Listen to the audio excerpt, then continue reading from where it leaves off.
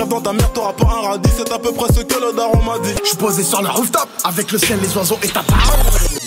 Tu n'aurais pas oublié de souhaiter bonne fête à ta daronne?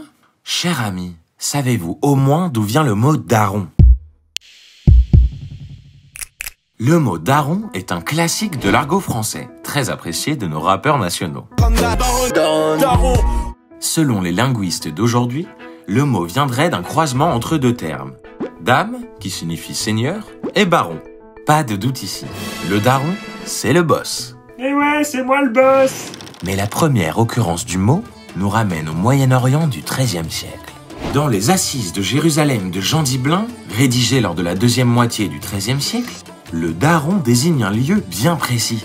Le daron, ou darum, est alors une petite forteresse pas loin de Gaza, construite par le roi Amaury, non seulement pour protéger les frontières du royaume, mais aussi pour traiter le paiement de l'impôt auquel les habitants de la campagne étaient soumis. Voici notre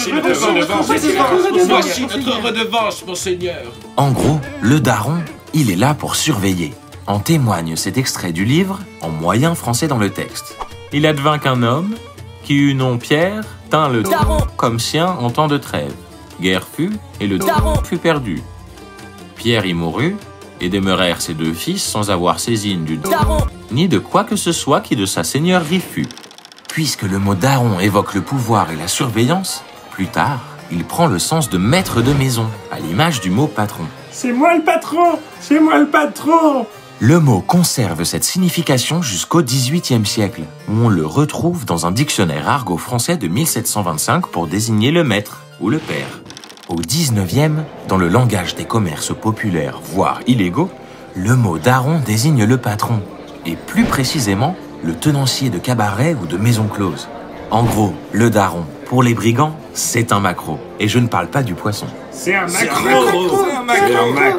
En 1836, Eugène François Vidocq, ex-délinquant devenu policier, utilise le mot daron dans son dictionnaire du monde de la pègre. Pour Vidocq, le mot daron veut dire père. Mais il propose également une autre expression avec notre mot, le daron de la rousse, pour désigner le préfet de police. En sachant que la rousse est le mot en argot pour parler de la police. Attention, voilà le daron de la rousse. Plus tard, et dans une littérature plus classique, on trouve des occurrences chez de grands écrivains, souhaitant donner un accent populaire à leurs personnages. Chez Victor Hugo, dans Les Misérables, il y a un daron. Et plus récemment, chez Louis-Ferdinand Céline, dans le texte autobiographique Mort à crédit, il écrit « 6 externes et 4 pensionnaires. Leurs darons sont venus les reprendre. » Dans le même livre, on trouve aussi la version féminine du mot. Il me parlait souvent de sa daronne, mais jamais il me la montrait. N'en déplaise aux professeurs de français, on pourrait en déduire qu'il est fort probable que les rappeurs d'aujourd'hui aient bel et bien lu Victor Hugo ou Céline. D'ailleurs, à votre avis, qui a écrit « La mort, c'est la sœur de la paresse » Est-ce que c'est Booba ou Louis-Ferdinand Céline ?